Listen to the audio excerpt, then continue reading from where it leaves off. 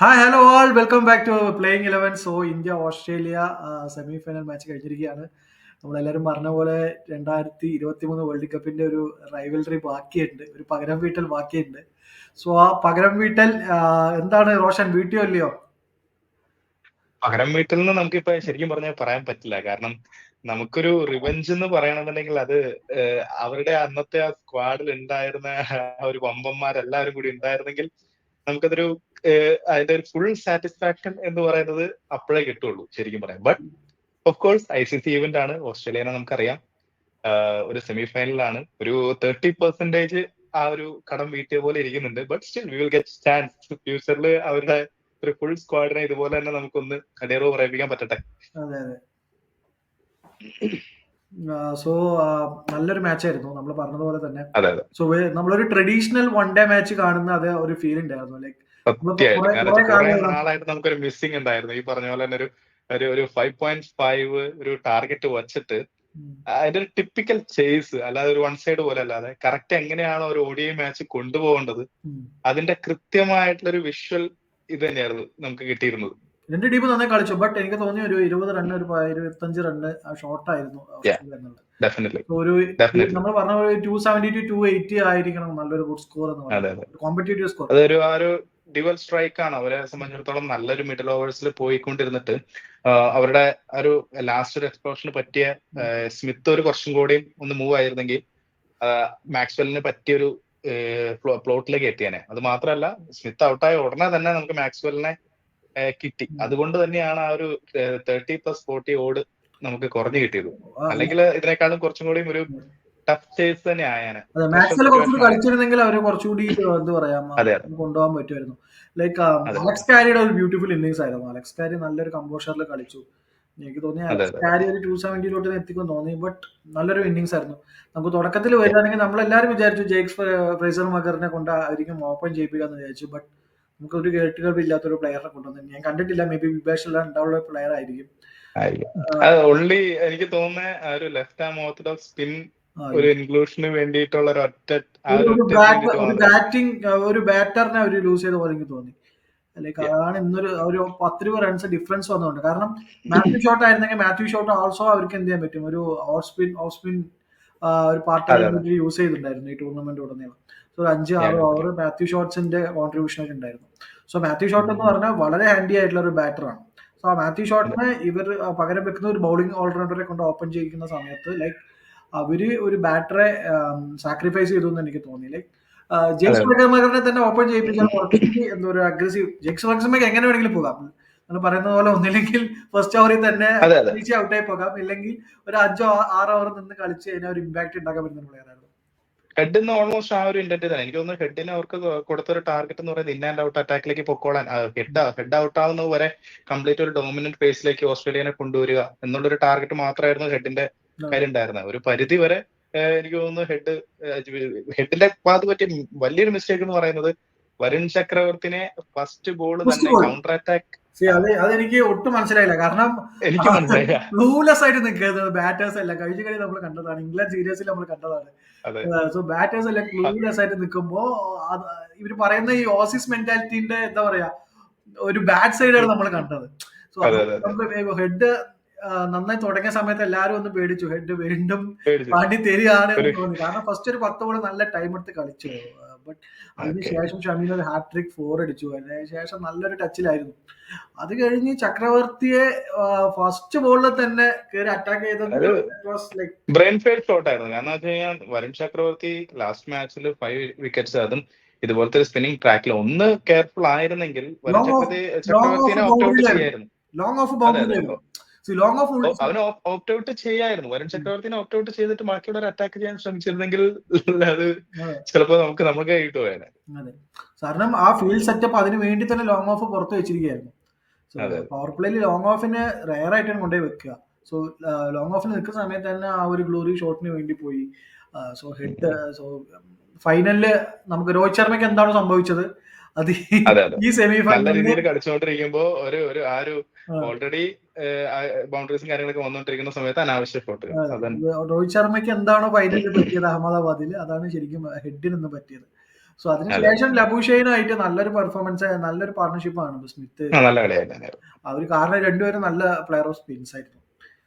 കുൽദീപ് ഈ പറഞ്ഞ പോലെ കുൽദീപ് ആണ് ഒരു വീക്ക് ലിങ്ക് എന്ന് ഈ കളിയിൽ നമുക്ക് തോന്നും. കുൽദീപ് ഡെഫിനറ്റ്ലി ഒരു എന്താ പറയുന്നത്, ഇതുപോലുള്ള ഒരു സ്റ്റംപ് ടു സ്റ്റംപ് അല്ല അവൻ ട്രൈ ചെയ്യുന്ന, കംപ്ലീറ്റ് വേരിയേഷൻസ് ഒന്നും ഇല്ലാതെ ഒരേ ഒരു ടിപ്പിക്കൽ ലെഗ് സ്പിൻ ബോളറിന്റെ, ഒരു റിസ്റ്റ് സ്പിൻ ബോളറിന്റെ സെയിം നമുക്ക് എക്സ്പെക്ട് ചെയ്യുന്ന രീതിയിലുള്ള ഒരു ബോളുകൾ തന്നെയാണ് വന്നത്, ഒരു വേരിയേഷൻ ഇല്ലാത്ത രീതി. ത്രൂ ഔട്ട് ഈ ടൂർണമെന്റ് നമുക്ക് ഒരു ഓഫ് കളേഴ്സ് ആയി പോയ ഏക പ്ലെയർ എന്ന് പറയുന്നത് കുൽദീപ് മാത്രമാണ്. ബാക്കി എല്ലാവരുടെയും നല്ലൊരു കോൺട്രിബ്യൂഷൻ വന്നിട്ടുണ്ട്. ഓഫ് കോഴ്സ് കുൽദീപ് ഈ ഒരു ദുബായ് പിച്ചസ് ആയതുകൊണ്ട് മാത്രമാണ് ഇപ്പോൾ പ്ലേയിങ് ഇലവനിൽ കളിച്ചുകൊണ്ടിരിക്കുന്നത്. അല്ലെങ്കിൽ ഡെഫിനറ്റ്ലി വരുൺ ചക്രവർത്തി ഈ ഒരു വെറൈറ്റി വരുമ്പോൾ ഡെഫിനറ്റ്ലി ഹർഷിത് റാണ എനിക്ക് തോന്നുന്നില്ല ഞാൻ അടുത്ത ടൂർണമെന്റ് മുതലേ ഇന്ത്യയുടെ ഫസ്റ്റ് ചോയ്സ് വരുൺ ചക്രവർത്തി ആയിരിക്കണം. കാരണം ആളെ പിക്ക് ചെയ്യാൻ പറ്റുന്നില്ല. ലൈക്ക് അതൊരു സ്പിന്നറിന്റെ ഒരു പീരീഡ് ആണ്. ഒരു വർഷം നമ്മൾ കുറെ സ്പിന്നേഴ്സ് കണ്ടിട്ടുണ്ട്, മുജീബ് റഹ്മാനെ കണ്ടിട്ടുണ്ട്, ഈ പറഞ്ഞ പോലെ ഇവരെ സ്ട്രഗിൾ ചെയ്യിപ്പിച്ചു. ഒരു പീരീഡോളം അവരെ കുൽച്ചാ സഖ്യം എന്ന് പറഞ്ഞുകൊണ്ട് തന്നെ മുന്നോട്ട് കൊണ്ടുവരുന്നത്. അവരുടെ വേരിയേഷൻസ് പിക്ക് ചെയ്യുന്നത് വരെ ആ ഒരു ഗോൾഡൻ പീരീഡ് ആണ് ഒരു സ്പിന്നറെ സംബന്ധിച്ചിടത്തോളം. ആ പാത്തിലൂടെയാണ് വരുൺ ചക്രവർത്തി പോയിക്കൊണ്ടിരിക്കുന്നത്. സോ വരുൺ ചക്രവർത്തി ആയിരിക്കണം ഇനി അടുത്ത വരുന്ന ഇന്ത്യൻ കളികളിലോട്ടും എല്ലാ ഫോർമാറ്റിലും, മേ ബി ടെസ്റ്റ് ഒഴികെ ബാക്കി വൈറ്റ് ബോൾ ഫോർമാറ്റിൽ ഇന്ത്യയുടെ മെയിൻ സ്പിന്നറായിട്ട് കളിക്കാന്ന് തോന്നുന്നു.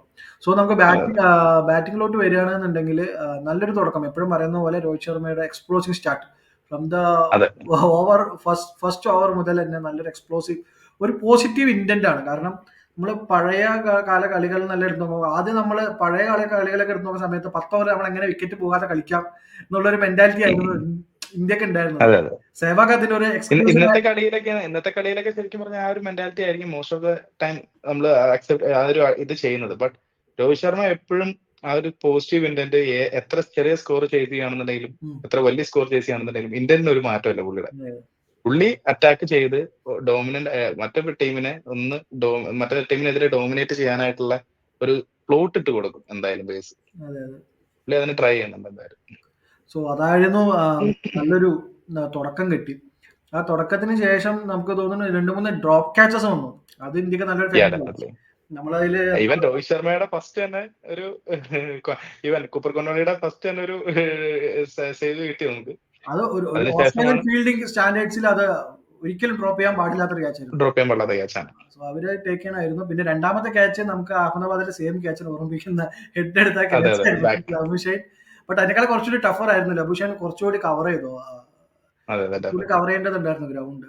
വളരെ ടഫായ ചാൻസ് ആണ്. ബട്ട് ഈ പറഞ്ഞ പോലെ ഓസ്ട്രേലിയൻ സ്റ്റാൻഡേർഡ്സിന് ആ ക്യാച്ച് ഒരിക്കലും ഡ്രോപ്പ് ചെയ്യരുതായിരുന്നു. സോ അത് ഓൾമോസ്റ്റ് ഒരുപാട് കോസ്റ്റ് ചെയ്തില്ല എന്ന് വേണമെങ്കിൽ പറയാം. ഞാൻ വിചാരിച്ചു ഇന്ന് രോഹിത് ശർമ്മയുടെ ഒരു ഡാഡി 100 ആയിരിക്കും വരാൻ പോകുന്നത്, വേ ഹി പ്ലേസ്. സോ അതിനുശേഷം പിന്നെ വീണ്ടും വിരാട് കോഹ്ലി മാസ്റ്റർ ക്ലാസ് എങ്ങനെയാണോ. ബട്ട് വിരാട് കോഹ്ലിക്ക് എനിക്ക് തോന്നുന്ന ഒരു 300+ ഒക്കെ വന്നു കഴിഞ്ഞാൽ ഈ ഒരു സ്കോറൊക്കെയാണ് ചേസ് ചെയ്യുന്നുണ്ടെങ്കിൽ വിരാട് കോഹ്ലിക്ക് ഓൾറെഡി കാൽക്കുലേഷൻ ഉണ്ടാവും എങ്ങനെ പോകണം, എത്ര ഓരോ നമ്മൾ പറയില്ലേ ഒരു ഫേസ് ബൈ എങ്ങനെ കളികൾ കൊണ്ടുപോകണം എന്നുള്ള കൃത്യമായിട്ടുള്ള ഒരു കാൽക്കുലേഷൻ പുള്ളിയുടെ മൈൻഡിലുണ്ട്. ആ ഒരു നമ്മൾ പറഞ്ഞില്ല, ആ ഒരു ശ്രേയസ് വിരാട് കോഹ്ലി പാർട്ട്ണർഷിപ്പ് എന്ന് പറഞ്ഞു കഴിഞ്ഞാൽ നമ്മൾ ബൗണ്ടറീസ് എന്ന് പറഞ്ഞ സാധനമല്ല, ഡോട്ട് ബോൾസ് അവര് മാക്സിമം കുറച്ച് കൊണ്ടുവന്ന് കൂടുതൽ റിസ്ക് എടുക്കാതെ wicket in between the wickets അവർ ഓടിയ എടുത്ത ആ ഒരു കോൺട്രിബ്യൂഷൻ ആണ് കളി നമ്മുടെ ഒരു കംപ്ലീറ്റ് ഒരു 60% ഇന്ത്യയുടെ ഭാഗത്തേക്ക് കൊണ്ടുവന്നത്. അതന്നെയാണ് വിരാട് കോഹ്ലിനെ ഈ വൺ ഡേ ഫോർമാറ്റിൽ ഒരു ഗ്രേറ്റ് എന്ന് പറയുന്നത്. കാരണം വിരാട് കോഹ്ലിക്ക് ബാക്കി എല്ലാ ഫോർമാറ്റിലും എന്താ പറയാ നല്ല റെക്കോർഡ്സ് ഉണ്ടെങ്കിലും വിരാട് കോഹ്ലി ദ ബെസ്റ്റ് എന്ന് പറയുന്നത് വൺ ഡേ ഫോർമാറ്റ് ആണ്. സോ വൺ ഡേ ഫോർമാറ്റിലത്തെ ഫോമാണ് ആള് ബാക്കിയുള്ള ഫോർമാറ്റിലോട്ട് ക്യാരി ചെയ്ത് പോകുന്ന പോലെ എനിക്ക് തോന്നിയിട്ടില്ല. സോ അയാളുടെ പ്ലേയിങ് സ്റ്റൈലിന് ടൈലർ മെയ്ഡ് ആയിട്ടുള്ള ഒരു ഫോർമാറ്റ് ആണ് വൺ ഡേ ഫോർമാറ്റ്. സോ അതിൽ തന്നെ നമുക്ക് നോക്കിയാൽ മനസ്സിലാവും ഇപ്പോൾ നിലവിലുള്ള പ്ലേയേഴ്സ്, ഇപ്പോൾ ഉള്ള ജനറേഷനിലെ പ്ലേയേഴ്സ്, അവർക്ക് ഇതർ 2 ഓപ്ഷൻ ഉള്ളൂ, ഇതർ ഡോട്ട്സ് ഓർ ബൗണ്ടറി. സോ 4 ബോളിൽ ഒരു 6 ബോൾ ഇന്റർവെൽസിൽ ഒരു ബൗണ്ടറി ഹിറ്റ് ചെയ്യുക എന്നുള്ളൊരു ആ 2020 ഒരു എവല്യൂഷൻ ഒരു പ്ലേയേഴ്സിൽ ഉണ്ടാക്കുന്ന ഒരു സംഭവമാണ്. നമുക്ക് ഒരു പരിധി നമുക്ക് പറയാൻ പറ്റില്ല. കാരണം ഹിറ്റ് ഓർ മിസ് ഇവിടെ ഹിറ്റ് ഓർ മിസ് അല്ല. നമുക്ക് പറഞ്ഞ റോഷൻ എനിക്ക് പേഴ്സണൽ ഗ്രൂപ്പിൽ മെസ്സേജ് ഇട്ടത് തന്നെ ആകെ 4 ബൗണ്ടറി അടിച്ചിട്ടുള്ളൂ ഫസ്റ്റ് 50ക്ക്. ബട്ട് ഓൾമോസ്റ്റ് 90 സ്ട്രൈക്ക് റേറ്റിലാണ് ആൾ 50 കംപ്ലീറ്റ് ചെയ്യുന്നത്. 55 ബോൾസിലെങ്ങാണ്ടാണ് എനിക്ക് 51 റൺസ് വിത്ത് 4 ബൗണ്ടറീസ്. അതിനുശേഷം എനിക്ക് തോന്നുന്നു ആകെ ഒരു ബൗണ്ടറി എടുത്തിട്ടുള്ളൂ up to 80. So dot balls കുറയ്ക്കുക, ഗ്യാപ്സ് കണ്ടുപിടിച്ച് സിംഗിൾസ് ആൻഡ് ഡബിൾസ് ഓടുക. അത് തന്നെ നമുക്ക് ഇപ്പൊ എനിക്ക് തോന്നുന്നത് ബൗണ്ടറീസിനേക്കാളും ഓപ്പോസിറ്റ് ടീമിനെ പ്രഷറൈസ് ചെയ്യുന്നത് ഈ ഷോർട്ട് സിംഗിൾസുകൾ വരുമ്പോൾ വിക്കറ്റിനിടയിൽ തന്നെ അവർ ഫ്രസ്ട്രേറ്റഡ് ആവുകയാണ് ഓപ്പോസിറ്റ് ടീം. അവർ ചെറിയ രീതിയിൽ പാർട്ണർഷിപ്പ് ബിൽഡ് ചെയ്ത് വരുമ്പോൾ. അതുകൊണ്ട് തന്നെയാണ് എനിക്ക് തോന്നുന്നത് ഇൻ ബിറ്റ്വീൻ അവർക്ക് പല എൻഡിൽ നിന്നും അവർക്ക് ഹെഡ്, മാക്സ്വെൽ എന്ന പാർട്ട് ടൈം സ്പിന്നേഴ്സിനെ ഇൻ ബിറ്റ്വീൻ എപ്പോഴും കൊണ്ടുവരേണ്ടി വന്നത്. ആ ഒരു പാർട്ണർഷിപ്പ് ആണ് കളി അവരുടെ കയ്യിൽ നിന്ന് വഴുതാൻ കാരണം. സോ ശ്രേയസ് അയ്യറിന്റെ ആയിക്കോട്ടെ, രാഹുൽ ആയിക്കോട്ടെ, ലാസ്റ്റ് ഒരു പാണ്ഡ്യാന്റെ ഒരു ക്യാമിയോ, എല്ലാം കൂടി അതെ. ചേർന്ന് അക്ഷർ പട്ടേൽ ആൾസോ. അക്ഷർ പട്ടേൽ എന്താ പറയാ, മോർ ഓവർ ഒരു ബാറ്റിംഗ് ഓൾറൗണ്ടർ ആയിട്ടാണ് എനിക്ക് തോന്നുന്നത്. സോ ഒരു ഇപ്പൊ തോന്നുന്നു ശരിയാ. ബൗളർ വന്ന് ഇപ്പൊ ഒരു ബാറ്റിംഗ് ഓൾറൗണ്ടർ, ടീമിന് എപ്പോ ഒരു പ്രതിസന്ധി ഉണ്ടോ അപ്പോഴൊക്കെ വന്ന് ചെറിയൊരു നോക്ക് കളിക്കുക പോവുക, ആളുടെ ഒരു കോൺട്രിബ്യൂഷൻ കൊടുക്കുക പോവുക. ഒരു പ്രഷർ ഇല്ല പുള്ളി ഇന്ന് വന്ന ഇപ്പൊ പണ്ടൊക്കെ നമ്മൾ കണ്ടിടത്തോളം ഒരു പ്രഷർ സിറ്റുവേഷനിൽ വരുമ്പോൾ ബാറ്റേഴ്സ് എങ്ങനെയാ കുറച്ചും കൂടി ഭയങ്കര ഒതുങ്ങി. അക്ഷർ പട്ടേൽ വന്ന സിറ്റുവേഷനിൽ തന്നെ പുള്ളി പോസിറ്റീവ് ആയിട്ടാണ് സ്റ്റാർട്ട് ചെയ്തത്. അതെ. ഒരു ഡിഫൻസീവ് മൈൻഡ് സെറ്റിലല്ല പുള്ളി വന്നത്. പുള്ളി വന്ന ഉടനെ തന്നെ വന്നാൽ തന്നെ പോസിറ്റീവ് six ഇന്റന്റ് അടിക്കും. ആയിരുന്നു. വന്നപ്പോ തന്നെ 6. പിന്നെ അതിനുശേഷം ഒരു ഇൻ ആൻഡ് ഔട്ട്, ഒരു സ്പിന്നറിന് ഇൻ ആൻഡ് ഔട്ട്, നമ്മുടെ മിഡ് ഓഫിന് മുകളിൽ കൂടെ ഒരു ഇൻ ആൻഡ് ഔട്ട് ഷോട്ട് കളിച്ചു. അതൊക്കെ നല്ല കോൺഫിഡൻസ് ഷോട്ട് ആയിട്ട് എനിക്ക് തോന്നിയത്. അതെ. ആ ഒരു നല്ല കോൺഫിഡൻസിൽ തന്നെയായിരുന്നു. അതുകൊണ്ട് തന്നെ എനിക്ക് തോന്നുന്നു ആ ഒരു പീരീഡിൽ കോഹ്ലി കുറച്ച് സ്ലോ ഡൗൺ ചെയ്തു. കാരണം കോഹ്ലിക്ക് ആങ്കർ ചെയ്യണം എന്നുള്ള മൈൻഡ് സെറ്റിലേക്ക് മാറിയായിരുന്നു ആ സമയത്ത് തന്നെ. കോഹ്ലി പ്രഷറിൽ റിലീവ് ആയി കോഹ്ലിയുടെ ആ സമയത്ത്. യെസ്. സോ നമ്മൾ ഫൈനലിലോട്ട് ഹെഡ് ചെയ്തിരിക്കുകയാണ്. പറഞ്ഞതുപോലെ Yeah. ബാക്ക് ടു ബാക്ക് ഒരു ചാമ്പ്യൻഷിപ്പ് അടിക്കാനുള്ള ചാൻസ് 2011 അതിനുശേഷം നമ്മൾ 2013 ചാമ്പ്യൻസ് ട്രോഫി വരുന്നു. സോ അങ്ങനെയാണ് നമ്മൾ ബാക്ക് ടു ബാക്ക് ധോണിയുടെ അണ്ടറിൽ അടിച്ചിട്ടുള്ളത്. സോ അതിനുശേഷം രോഹിത് ശർമ്മയ്ക്ക് ആ ഒരു ചാൻസ് വന്നിരിക്കുകയാണ്, ഗോൾഡൻ ഓപ്പർച്യൂണിറ്റി ആണ്. ഗോൾഡൻ ഓപ്പർച്യൂണിറ്റി ആണ്. Let it be. So final അപ്പൊ നാളെ അടുത്തൊരു സെമി ഫൈനൽ കൂടി നടക്കാനുണ്ട്, South Africa versus New Zealand. So ഒരു equal But final won't be easy. So final won't be easy. അതിപ്പോ ന്യൂസിലാൻഡ് ആയാലും ശരി, കാരണം Both ഏത് ടീം ആണെങ്കിലും it won't be easy. Won't be easy. So നാളത്തെ കളിനെ കുറിച്ച് നമ്മൾ ജസ്റ്റ് ഒന്ന് നോക്കേണ്ട സമയത്ത് ഈ പറഞ്ഞ പോലെ സൗത്ത് ആഫ്രിക്കയും അൺബീറ്റൻ ആയിട്ടാണ് വരുന്നത്. സോ അവരുടെ ഒരു ഗെയിം അതെ. റൈൻ എഫക്ട് ചെയ്ത് പോയെങ്കിലും ഓസ്ട്രേലിയ ആയിട്ടുള്ള ഗെയിം റൈൻ എഫക്റ്റഡ് ആയിട്ട് അബാൻഡഡ് ആയാലും ബാക്കിയുള്ള രണ്ടുപേരും നല്ല ഒരു ക്വാളിറ്റി പെർഫോമൻസ് തന്നെയായിരുന്നു അവർ കാഴ്ചവെച്ചത്. സോ അവരുടെയും ഈ സ്ട്രെങ്ത് എന്ന് പറയുന്നത് അവരുടെ ബാറ്റിംഗ് തന്നെയാണ്. അവരുടെ Batting തന്നെയാണ്. നല്ല ബാറ്റിംഗ് സ്ട്രെങ്ത് ഉള്ള ടീമാണ്. ഈ പറഞ്ഞ മാർക്രം ബാക്ക് ടു ഫോം ആണ്. ടോപ്പ് ഓർഡറിൽ വാൻഡേഴ്സൺ നന്നായിട്ട് ബാറ്റ് ചെയ്യുന്നു. കഴിഞ്ഞ 2 കളി നന്നായിട്ട് ബാറ്റ് ചെയ്തു. ക്ലാസ് ആൻഡ് ബാക്ക് ടു ഫം, അതാണ് അവർക്ക് ഏറ്റവും വലിയ. Klassen almost I think എനിക്കൊന്ന് recently 550s in 6 matches, something like that. So Recent peak ഫോമിലാണ് Klaasen. Klaasen also in big form. So in case South ആഫ്രിക്കയാണ് ഹെഡ് ടു ഫൈനൽ എന്ന് പറയുകയാണെന്നുണ്ടെങ്കിൽ India 4 സ്പിന്നറായിട്ട് India പോകുന്നു, അപ്പുറത്തെ ക്ലാസ്സിൽ നിൽക്കുന്നു. അതൊരു ക്യാറ്റ് ആൻഡ് മൗസ് ഗെയിം ആയിരിക്കും. Yeah, definitely. ക്ലാസൻ ഓൾവേസ് നമ്മുടെ IPL തന്നെ കണ്ടിട്ടുള്ളതാണ്. Klaasen once he settled for first 10 to 20 balls, spinners into stand there. 2024 T20 world cup ജയിച്ച T20 ഒറ്റ ഒരാൾ, ജസ്പ്രീത് ബുംറ. ആ ഒരു wicket ആണ്. ആ ഒരു ഓവർ ഇല്ലായിരുന്നെങ്കിൽ പുഷ്പം പോലെ സൗത്ത് ആഫ്രിക്ക ജയിച്ചിട്ടുകൊണ്ട് കപ്പായിരുന്നു. Definitely. സോ നാളത്തെ കളി ചാഹലിനെ നമ്മൾ ക്രൂഷ്യൽ ടൈമില് എനിക്ക് തോന്നുന്നു 3 സിക്സസിന് single over I think in that T20. ആദ്യം ബാക്കിലേക്ക് കൊണ്ടുവന്ന് ബുംറ ജസ്റ്റ് സിംഗിൾ ഹാൻഡഡ്ലി ആ 2 വിക്കറ്റിൽ വന്നാണ് കളി. സോ നാളത്തെ കളി എന്ന് പറയുകയാണെങ്കിൽ രണ്ട് ടീമിനും അവർക്ക് റീസെന്റ് ഒരു എന്താ പറയുക മേജർ ചാമ്പ്യൻഷിപ്പ് ഒന്നും ജയിക്കാൻ പറ്റാത്ത ടീമാണ്. എന്നും അൺഫോർച്ചുനേറ്റ്ലി ടീം എനിക്ക് തോന്നുന്നു കഴിഞ്ഞ 4-5 ICC ഇവന്റ്സിൽ എല്ലാത്തിലും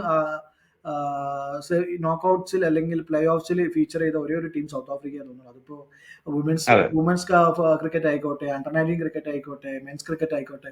സോ കൺസിസ്റ്റന്റ് ആയിട്ട് അവർ എല്ലാത്തിനും ഫീച്ചർ ചെയ്യുന്നുണ്ട്, ഫൈനൽസിലായിക്കോട്ടെ അല്ലെങ്കിൽ സെമി ഫൈനൽസിലായിക്കോട്ടെ. ബട്ട് അവർക്ക് ആ ചാമ്പ്യൻഷിപ്പ് എന്നുള്ള കാര്യം അവർക്ക് വീണ്ടും അകന്ന് പോയിക്കൊണ്ടിരിക്കുന്നു.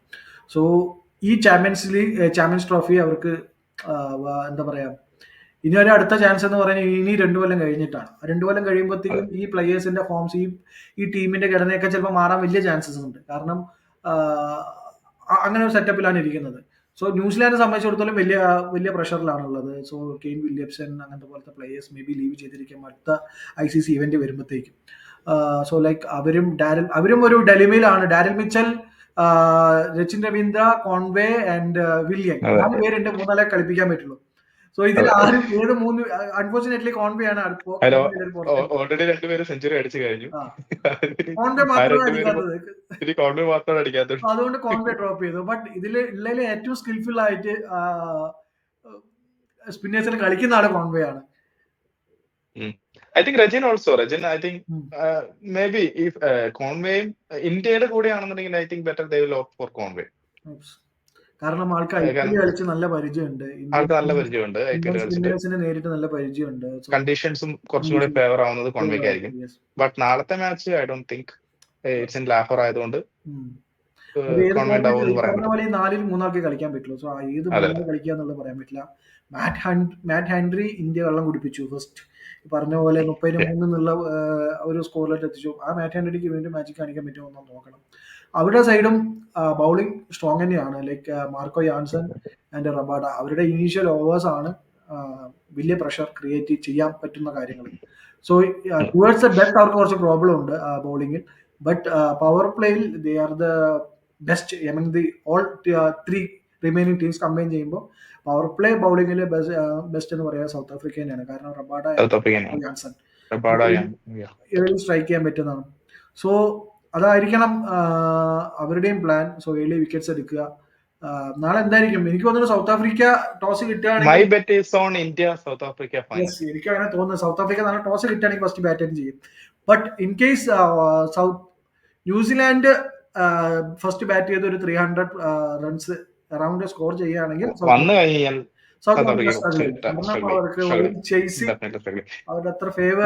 പിന്നെ ലാഹോർ പിച്ചാണ് നമുക്ക് ഒരു 300 ഹൈ സ്കോറിംഗ് ഗെയിംസ് തന്നെ അറിയാനാണ് ചാൻസ് നാളെ. അതെ.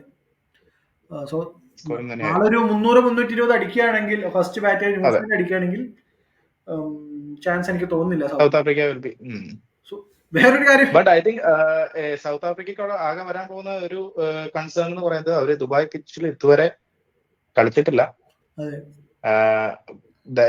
ഫൈനലിൽ വരുവാണെന്നുണ്ടെങ്കിൽ final will be their first match. India already familiar with condition. So ആ ഒരു ഫേവർ ഇത് മാത്രമേ ഉള്ളൂ. ഓസ്ട്രേലിയയിൽ നമ്മളത് കണ്ടു. ഹെഡ് തുടങ്ങിയ ഒരു ഫസ്റ്റ് 2 ഓവറിൽ ഹെഡിന് ബാറ്റിൽ കണക്ട് ചെയ്യാൻ പോലും പറ്റുന്നുണ്ടായിരുന്നു.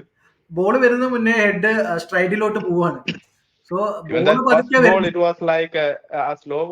പിച്ചിന്റെ സ്ലോനെസ് മനസ്സിലാക്കാതെയാണ് ടുവേർഡ്സ് ലൈക്ക് അവൻ ബാറ്റ് ചെയ്ത് ലീഡിംഗ് എഡ്ജ് വന്നത്. ബാറ്റ് ഓൾറെഡി സ്ട്രൈഡ് പോയതിനു ശേഷമാണ് ബോൾ വരുന്നത്. അതെ അതെ, ചെറിയൊരു പിച്ചില് ഡിലേ ഉണ്ട്. So that will be a huge advantage for India. എല്ലാരും പറഞ്ഞ പോലെ തന്നെ. Let's hope. അതിലെന്താണ് റോഷന്റെ ഒരു ടേക്ക് എന്താണ്? My take always it's not fair. Yes. എനിക്ക് തോന്നി അത്. കാരണം ഈവൻ വെന്യൂ എങ്കിലും മാറ്റായിരുന്നു. കാരണം പ്ലേ ഓഫിന് അല്ലെങ്കിൽ ഷാർജയോ അല്ലെങ്കിൽ വേറെ ഏതെങ്കിലും വെന്യൂ എങ്കിലും മാറ്റായിരുന്നു. കാരണം ബാക്കിയുള്ള ടീം ട്രാവൽ ചെയ്ത് കളിക്കുന്നു. ഇന്ത്യ ഒരേ ട്രാവലിംഗിന്റെ ഒരു കേസ്.